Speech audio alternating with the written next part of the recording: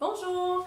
Aujourd'hui, dans cette capsule, comment savoir qu'on a trouvé l'âme sœur? Je me présente Claudine Fortin, coach PNL et fondatrice d'Harmonie et Conscience. J'accompagne les gens à reprendre du pouvoir sur leur vie, et ça dans toutes les sphères. Aujourd'hui, c'est la suite de la capsule. Je vous invite à aller voir, pour ceux qui ne l'ont pas vu encore, la première capsule qui était comment trouver l'âme sœur. Donc, ça fait suite aujourd'hui. Donc, comment savoir qu'on a trouvé l'âme sœur?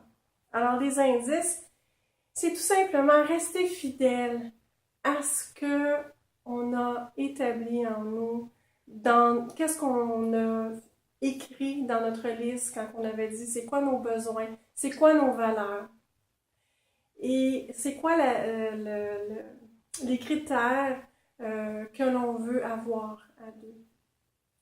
Et de ne pas se laisser déstabiliser par ce qu'on a, par nos valeurs et tout ça. Et surtout, être à l'écoute de soi, encore une fois, c'est la clé. Est-ce qu'on est bien avec la personne que l'on côtoie présentement? Est-ce qu'on ressent un malaise? Des fois, on peut avoir une impression de ça nous serre dans notre corps. Puis, être à l'écoute de ça, ne pas se cacher, ne pas se voiler la face, mais de faire face. Et d'aller valider avec l'autre notre réconfort lorsque ça va pas bien, qu'on sent qu'il y a quelque chose, aller valider, aller converser, partager ensemble qu'est-ce que vous vivez.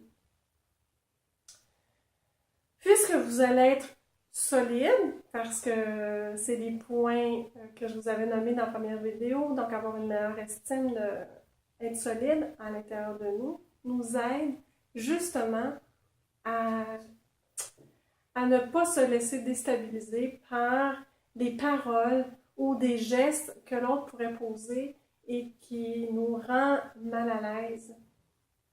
Soyez à l'écoute et vigilants de ça. Est-ce que les paroles suivent les actions? Est-ce que ce qu'il dit, c'est la même chose en geste? Il ne faut pas non plus être trop méfiant. Mettez de l'amour dans les discussions. Regardez, remarquez ce qui fait de bien. On a tendance bien souvent à regarder ce qui est négatif plutôt que ce qui est positif. Des fois, au premier abord, quand on aborde une personne, on peut paraître un peu hautain, mais peut-être que ce qui est gêné, peut-être que la personne elle est gênée, qu'elle a un certain malaise, donc on peut aller vérifier, on peut aller valider. Donc, si, comme je vous disais, si vous vous respectez, vous allez vous faire respecter.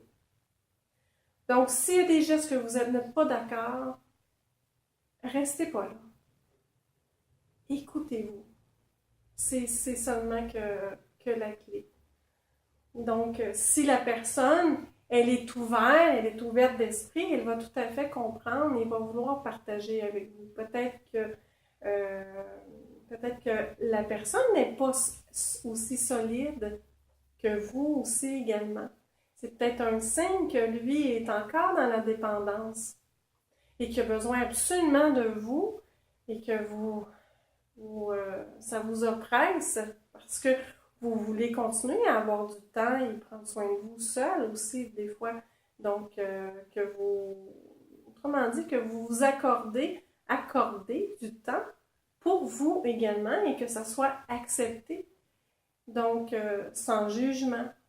Ça, c'est des indices. Si l'autre personne aussi, elle est prête, il faut être prêts les deux à s'engager et à vouloir faire un chemin ensemble et une évolution. Donc, je crois que si c'est une relation qui est trop difficile et ardue, des fois c'est un signe que c'est peut-être pas la personne pour vous. Mais lorsque ça se fait simplement et facilement, bien, je pense que c'est un signe que peut-être qu'on a trouvé notre âme sœur. Donc, restez dans l'amour de vous-même. Lorsqu'on se déconnecte et qu'on se fie seulement sur l'extérieur, on perd notre centre et c'est très difficile pour nous de savoir qu'est-ce qui est bien et qu'est-ce qu'on veut dans le fond pour soi. Alors j'espère que ça va être des bonnes indications. Gênez-vous pas, écoutez, c'était juste des indices que je voulais vous laisser, mais il y en aurait beaucoup à dire, j'en conviens. Alors, vous pouvez continuer, partager. C'est comme ça qu'on va pouvoir tous s'aider, tout le monde ensemble. Alors, je vous remercie de m'avoir écouté. À bientôt. Bye bye.